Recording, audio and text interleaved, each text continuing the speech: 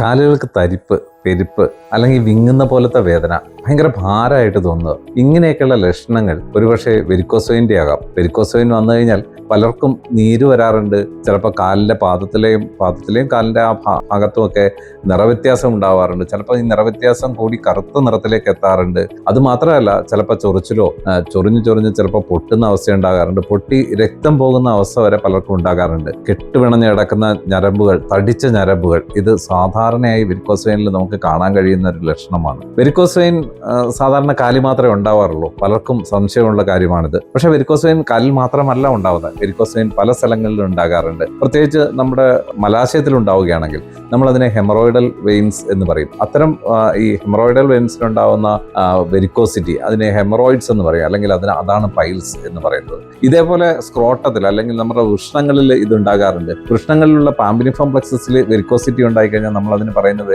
പേര് വെരിക്കോസീൽ എന്നാണ്. വയറിനകത്ത് ഒരുപക്ഷെ പല രോഗങ്ങൾ, ക്രോണിക് ലിവർ ഡിസീസ് പോലെയുള്ള കണ്ടീഷൻസിലൊക്കെ നമ്മുടെ അന്നനാളത്തിൽ പലപ്പോഴും വെരിക്കോസ് വെയിൻ ഉണ്ടാവാറുണ്ട്. അതിന് ഈസോഫാഗിയൽ വേരിസിസ് എന്ന് പറയും.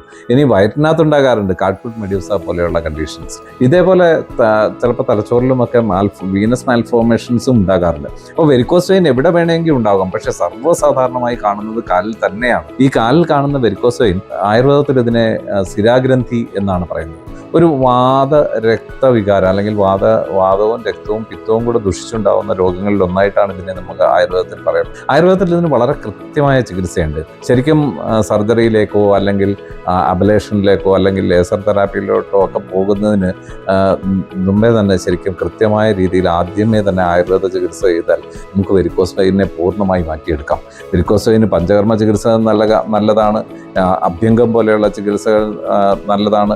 ഇത് കൂടാതെ ഇനി ഇതൊന്നും ഫലിക്കുന്നില്ലെങ്കിൽ നമുക്ക് രക്തമോഷം എന്ന് വെച്ച് കഴിഞ്ഞാൽ പല രീതിയിൽ നമ്മൾ രക്തത്തെ പുറത്തു കളയുന്ന രീതികളാണ്.